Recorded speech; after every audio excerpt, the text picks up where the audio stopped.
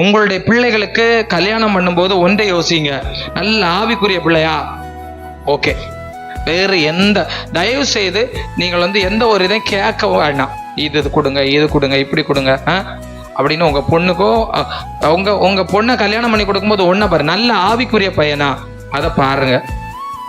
நல்ல ஆவிக்குரிய பையனா அதான் பாருங்க. இன்னைக்கு நம்ம வீடு இருக்கான்னு பாக்குறோம், மாடு இருக்கா, ஆடு இருக்கா, காடு இருக்கா, தோட்டம் இருக்கா, துறவு இருக்கா, எல்லாம் பார்த்துடுறீங்க. ஆனா பையன் நல்ல பையனான்னு பார்க்க மாட்டோம். இன்னைக்கெல்லாம் குடிகாரன் மட்டும் இல்லை, வெளியில தெரியாத, அதாவது போதைப் பொருட்களுக்கு பாருங்க, ஸ்மெல்லே வராத நிறைய ட்ரக்ஸ் இருக்கு. அதெல்லாம் பயன்படுத்துறவன தெரியவே செய்யாது வெளியில.